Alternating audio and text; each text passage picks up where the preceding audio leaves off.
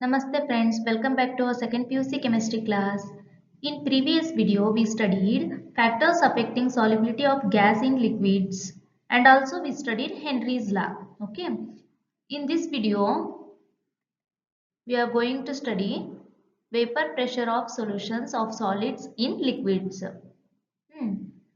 ಇಲ್ಲಿ ನಾವು vapour pressure of solutions of solids in liquids ನ ಸ್ಟಡಿ ಮಾಡ್ತೀವಿ. ಇಲ್ಲಿ ನೋಡ್ರಿ some solutions contain solid solute dissolved in liquid solvent. ಕೆಲವೊಂದು ಸೊಲ್ಯೂಷನ್ ಒಳಗ ಸಾಲಿಡ್ ಸೊಲ್ಯೂಟ್ ಲಿಕ್ವಿಡ್ ಸಾಲ್ವೆಂಟ್ ಒಳಗ ಡಿಸಾಲ್ವ್ ಆಗಿರುತ್ತೆ. For example NaCl in water ಅಂದ್ರೆ salt in water, glucose in water, urea in water. Okay, physical properties of solutions are different from pure solvent. ಈ ತರ solutions ದ physical properties ಏನದವು pure solvent ಗಿಂತ different ಆಗಿರ್ತವು. ಅದ್ರೊಳಗೆ ಒಂದು ಇಂಪಾರ್ಟೆಂಟ್ ಪ್ರಾಪರ್ಟಿ ಯಾವ್ದಂತಂದ್ರ ವೇಪರ್ ಪ್ರೆಷರ್. ಹಂಗಾರ ವೇಪರ್ ಪ್ರೆಷರ್ ಅಂದ್ರೆ ಏನು, ಅದರ ಡೆಫಿನೇಷನ್ ನೋಡೋಣ. At a given temperature the pressure exerted by vapours of a liquid above its surface under equilibrium condition is called vapor pressure. ಅಂದ್ರೆ ಒಂದು ಲಿಕ್ವಿಡ್ ಸರ್ಟನ್ ಟೆಂಪರೇಚರ್ ಒಳಗ surface ಇಂದ molecules vapour phase ಗೆ escape ಆಗ್ತವು. Liquid ಮತ್ತು vapour ಮಧ್ಯೆ dynamic equilibrium ಬಂದಾಗ vapour molecules exert ಮಾಡುವ ಪ್ರೆಷರ್ ನ ನಾವು ವೇಪರ್ ಪ್ರೆಷರ್ ಅಂತ ಕರಿತೀವಿ. ನೆಕ್ಸ್ಟ್ ನೋಡಿ vapour pressure of pure solvent. ಹಂಗಾರೆ ಪ್ಯೂರ್ ಸಾಲ್ವೆಂಟ್ ಇದ್ದು ವೇಪರ್ ಪ್ರೆಷರ್ ಏನೈತಿ ನೋಡೋಣ. In pure liquid entire surface contain only solvent molecules. Many molecules escapes into vapour phase. Vapour pressure is maximum. Pure solvent ಒಳಗ surface ಅಲ್ಲಿ solvent molecules ಮಾತ್ರ ಇರ್ತಾವು. So solvent molecules easily vapour ಫೇಸ್ಗೆ escape ಆಗುತ್ತೆ. ಅದಕ್ಕೆ pure solvent ಇದ್ದು vapour pressure ಜಾಸ್ತಿ ಇರುತ್ತೆ. ಇಲ್ಲಿ ನೋಡ್ರಿ ವೇಪರ್ ಪ್ರೆಷರ್ ಆಫ್ ಸೊಲ್ಯೂಷನ್. ಇಲ್ಲಿ ಸೊಲ್ಯೂಟ್ ಏನಾಗಿರುತ್ತೆ ನಾನ್ ವಾಲಟೈಲ್ ನೇಚರ್ ಒಳಗಿರುತ್ತೆ. ಅವಾಗ ಏನಾಗುತ್ತೆ ವೆನ್ ಸೊಲ್ಯೂಟ್ ಈಸ್ ಆಡೆಡ್ ಅಂದ್ರೆ ಇಲ್ಲಿ ಸೊಲ್ಯೂಟ್ ಏನಾಗಿರುತ್ತೆ ನಾನ್ ವಾಲಟೈಲ್ ಸೊಲ್ಯೂಟ್ ಇದು. When solute is added surface contains solute plus solvent molecules. Solute particles occupy surface area. Pure solvent molecules escape. Result vapour pressure decreases. ಅಂದ್ರ ಈಗ ಸಾಲ್ವೆಂಟ್ಗೆ non volatile solute add ಮಾಡಿದ್ರಿ ಅಂದ್ರೆ solution form ಆಗುತ್ತಾ. Surface ಅಲ್ಲಿ solute ಮತ್ತು solvent molecules ಎರಡು ಇರ್ತಾವ. ಸೊಲ್ಯೂಟ್ ಪಾರ್ಟಿಕಲ್ಸ್ ಸರ್ಫೇಸ್ ನ ಕೊಂಚ ಆಕ್ಯುಪೈ ಮಾಡಿಬಿಡ್ತಾವ. ಸೊ ಸಾಲ್ವೆಂಟ್ ಮಾಲಿಕ್ಯೂಲ್ಸ್ ಎಸ್ಕೇಪ್ ಆಗೋದು ಕಮ್ಮಿ ಆಗುತ್ತೆ. ಹಿಂಗಾಗಿ ವೇಪರ್ ಪ್ರೆಷರ್ ಏನಾಗುತ್ತಾ ಡಿಕ್ರೀಸ್ ಆಗುತ್ತಾ. ನೆಕ್ಸ್ಟ್ ನೋಡ್ರಿ vapour pressure of liquid solution. ಇದ್ರೊಳಗೆ ಅದಕ್ಕಿಂತ ಮುಂಚೆ ನೋಡ್ರಿ binary liquid solutions. A solution containing two liquids is called binary liquid solution. Example benzene plus toluene, ethanol plus water. ಅಂದ್ರ ಲಿಕ್ವಿಡ್ ಸೊಲ್ಯೂಷನ್ ಅಂದ್ರ solution ಅಲ್ಲಿ ಎರಡು ಲಿಕ್ವಿಡ್ಸ್ ಇರ್ತಾವು. ಈ ತರ ಸೊಲ್ಯೂಷನ್ ನ ಬೈನರಿ ಲಿಕ್ವಿಡ್ ಸೊಲ್ಯೂಷನ್ ಅಂತ ಕರಿತೀವಿ. ನಿಮ್ಗೆ ಆಲ್ರೆಡಿ ಗೊತ್ತೈತಿ ಬೈನರಿ ಅಂದ್ರೆ ಏನ್ರಿ, ಕಂಪೋನೆಂಟ್ ಟೋಟಲ್ ಕಂಪೋನೆಂಟ್ 2 ಬರ್ಬೇಕು. ಸೊಲ್ಯೂಟ್ ಒಂದ್ ರೀತಿ ಅನ್ಕೋರಿ, ಸಾಲ್ವೆಂಟ್ ಒಂದ್ ಐತೆ ಅನ್ಕೋರಿ. ಅವಾಗ ಟೋಟಲ್ ಕಂಪೋನೆಂಟ್ ಏನಾಯ್ತು 2 ಆಯ್ತು.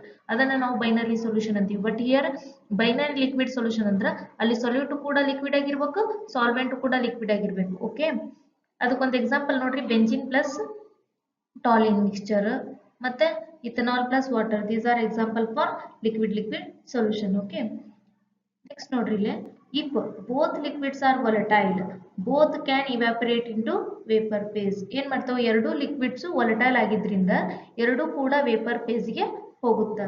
ಇದು vapour pressure of liquid solution ನ ನಾವು ರೋಲ್ಸ್ ಲಾ ಪ್ರಕಾರ ಕಲಿತೀವಿ. ನೆಕ್ಸ್ಟ್ ನೋಡೋಣ Raoult's law.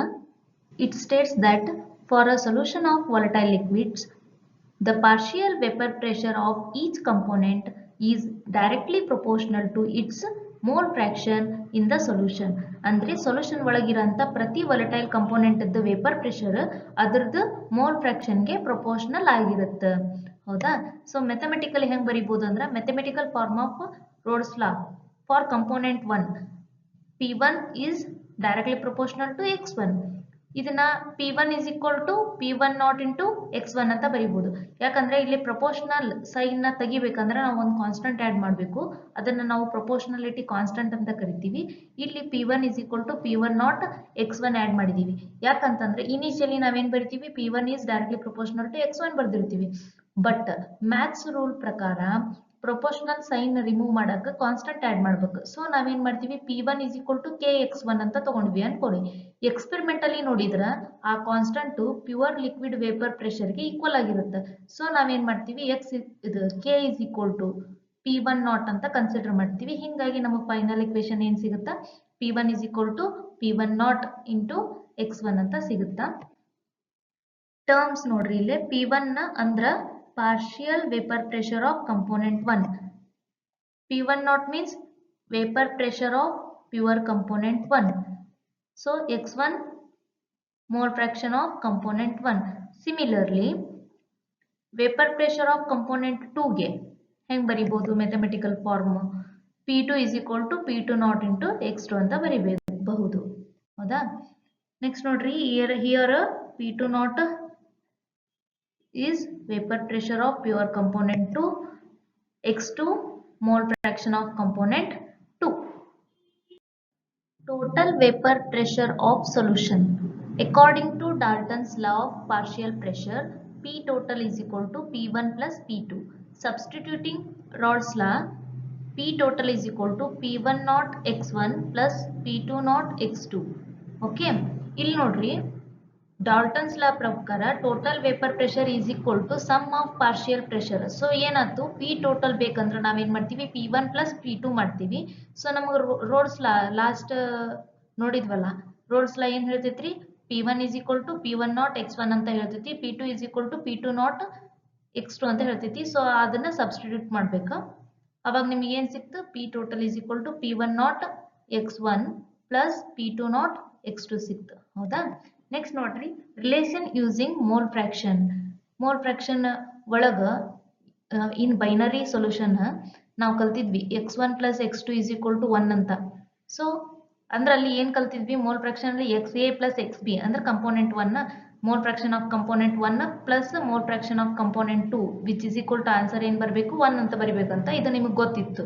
So we can write ಏನಂತ ಬರಿಬಹುದು P total is equal to P1 not ಇಲ್ಲಿ X1 ಜಾಗದಾಗ ನಾನು 1 ಮೈನಸ್ X2 ಮಾಡ್ಬೋದಿಲ್ಲ, ಅಂದ್ರೆ ಈ X2 ನ ಈ ಕಡೆ ಕಳಿಸಿದ್ರೆ ಏನಾಗುತ್ತೆ 1 ಮೈನಸ್ X2 ಆಗುತ್ತೆ. ಹಂಗಾರೆ X1 ಇದ್ದೊಳಗೆ ನಾನು ಏನ್ ಬರ್ಕೋಬಹುದು 1 ಮೈನಸ್ X2 ಅಂತ ಬರ್ಕೋಬಹುದು. So next as it is ಇಡ್ರಿ ಪ್ಲಸ್ P2 ನಾಟ್ X2 ಹೆಂಗಿತ್ತು ಹಂಗೆ ಇಡಿ. ಈಗ ನೆಕ್ಸ್ಟ್ ನೋಡ್ರಿ ಏನಾಗುತ್ತೆ ಇದು P1 naught as it is ಇಟ್ರಿ P1 naught into 1 P1 naught minus ಐತಿ. ಸೊ ಇಲ್ಲಿ ಹಿಂದೆ ಏನಿಲ್ಲ ಅಂದ್ರೆ ಪ್ಲಸ್ ಇರ್ತೈತಿ, plus into minus minus P1 naught into X2 P1 naught X2 is ಇದು ಈ ಟರ್ಮ್ ಆಸ್ ಇಟ್ ಈಸ್ ಇಡ್ರಿ ಪ್ಲಸ್ P2 ನಾಟ್ X2. ಈಗ ನೆಕ್ಸ್ಟ್ ಸ್ಟೆಪ್ ನೋಡ್ರಿ P total is equal to P1 naught ನ ಇಲ್ಲೇ ಇಡ್ರಿ. ಈ ಎರಡು ಟರ್ಮ್ಸ್ ಒಳಗ ಕಾಮನ್ ಯಾವ್ದಿದೆ ಅದನ್ನ ತೆಗೀರಿ ಹೊರಗೆ, ಅಂದ್ರೆ X2 ಕಾಮನ್. ಸೊ ಕಾಮನ್ ತೆಗೆದ್ರೆ ಏನ್ ಬಂತು ನಿಮಗೆ ಇಲ್ಲಿ P2 ನಾಟ್ ಉಳಿತು ಮತ್ತೆ ಮೈನಸ್ P1 ನಾಟ್ ಉಳಿತು. ಸೊ ನಿಮಗೆ ಏನ್ ಸಿಕ್ತು P total is equal to P1 not plus P2 naught minus P1 not bracket close X2. Conclusion from equation ನೋಡೋಣ. Total vapor pressure depends on mole fraction. Total vapor pressure varies linearly with mole fraction. Minimum vapor pressure is equal to P1 naught. Maximum vapor pressure equals to P2 naught. Okay. Rod's law obey ಮಾಡುವ solution ಒಳಗ vapor pressure ಮತ್ತು mole fraction ಮಧ್ಯೆ linear relation ಇರುತ್ತೆ. Graph straight line ಬರುತ್ತೆ. Next ನೋಡೋಣ vapor phase composition. Vapor phase composition. Let Y1 is equal to mole fraction of component 1 in vapor phase. Y2 is equal to mole fraction of component 2 in vapor phase. Using Dalton's law, P1 is equal to Y1 into P total. Okay. P2 is equal to Y2 into P total. ಅಂದ್ರೆ vapour face ಅಲ್ಲಿ Y1 ಮತ್ತು Y2 mole fractions ಇರ್ತಾವ. ಡಾಲ್ಟನ್ಸ್ law ಪ್ರಕಾರ ಏನಾಯ್ತು P1 is equal to Y1 P total ಆಯ್ತು, P2 is equal to Y2 P total. ಅಲ್ಲಿ ಆಗ್ಲೇ X1 ಅಂತ ತಗೊಂಡಿದ್ವಲ್ಲ, ಆದ್ರೆ ಇಲ್ಲಿ ಏನಾಗುತ್ತೆ Y1 mole fraction of component 1 in vapour phase Y1 ಅಂತ ಐತಿ, mole fraction of component 2 in vapour phase Y2 ಐತಿ. ಅದಕ್ಕೆ ಡಾಲ್ಟನ್ಸ್ ಲಾ ಪ್ರಕಾರ P1 is equal to Y1 P total ಆಯ್ತು, P2 is equal to Y2 P total ಆಯ್ತು. Rod's law as special case of Henry's law. ಇಲ್ಲಿ Henry's law ಅದರದ್ದು expression ನೋಡ್ರಿ P is equal to KH into X. ಅದೇ ತರ rolls ಲಾದ expression ನೋಡ್ರಿ P is equal to P naught into X. Thus Rolle's law is special case of Henry's law when KH is equal to P naught. ಅಂದ್ರೆ both equations same relationship ನ ತೋರಿಸ್ತು. ಹೌದಾ? ಏನ vapour pressure is directly proportional to mole fraction ಅಂತಾನೆ ಹೇಳ್ತವೆ ಎರಡು. ಆದ್ರೆ constant ಅಷ್ಟೇ ಚೇಂಜ್ ರೀ. ಹೆನ್ರಿ ಲಾಸ್ ಒಳಗ KH ಐತಿ ಅಂದ್ರೆ ಹೆನ್ರೀಸ್ ಕಾನ್ಸ್ಟೆಂಟ್. ಇಲ್ಲಿ ರೋಲ್ಸ್ ಒಳಗ P ನಾಟ್ ನ ಕಾನ್ಸ್ಟೆಂಟ್ ಅಂತ ತಗೋತೀವಿ. ಹೌದಾ? When Henry's law constant become equal to the vapor pressure of pure component, that is KH is equal to P naught.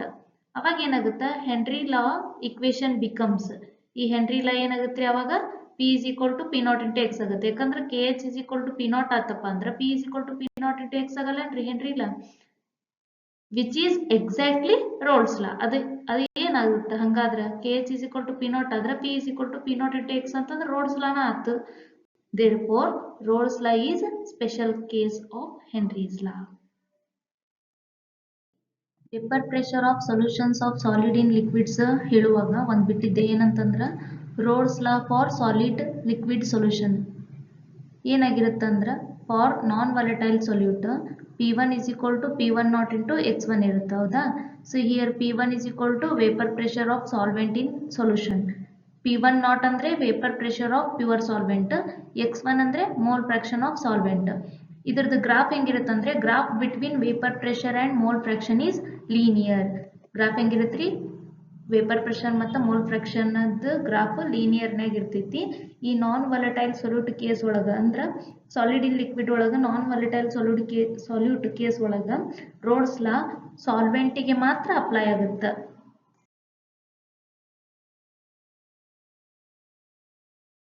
Conclusion ನೋಡಿ. In liquid solution, both volatile components contribute to vapor pressure. Vapor pressure follows Rolle's law and depends on mole fraction. In solid liquid solutions, the solute is non-volatile. Non-volatile solute lowers vapor pressure. ಇಲ್ಲಿ ನಾವು vapour pressure of liquid ಮತ್ತು solid liquid solutions ನೋಡಿದ್ವಿ. Liquid solution ಒಳಗೆ ಎರಡೂ components vapour ಪ್ರೆಷರ್ಗೆ contribute ಮಾಡುತ್ತಾ ಮತ್ತು rolls ಲಾ follow ಆಗುತ್ತೆ. ಆದ್ರೆ ಸಾಲಿಡ್ ಲಿಕ್ವಿಡ್ ಸೊಲ್ಯೂಷನ್ ಒಳಗೆ ಸೊಲ್ಯೂಟ್ ನಾನ್ ವಾಲಟೈಲ್ ಆಗಿರುತ್ತೆ. ಸೊ ಓನ್ಲಿ ಸಾಲ್ವೆಂಟ್ ವೇಪರ್ ಪ್ರೆಷರ್ಗೆ ಕಾಂಟ್ರಿಬ್ಯೂಟ್ ಮಾಡುತ್ತೆ. ಅದಕ್ಕೆ ಸೊಲ್ಯೂಟ್ ಆ್ಯಡ್ ಮಾಡಿದಾಗ ವೇಪರ್ ಪ್ರೆಷರ್ ಡಿಕ್ರೀಸ್ ಆಗುತ್ತೆ. ಇವತ್ತಿನ ಎಲ್ಲ ಕಾನ್ಸೆಪ್ಟ್ಸ್ಗಳು ತಿಳಿತಾವು ಅಂತ ಅನ್ಕೋತೀನಿ. ಈ ವಿಡಿಯೋ ಇಷ್ಟ ಆಗಿದ್ರೆ please like, subscribe, share with your classmates. Thank you for watching. All the best.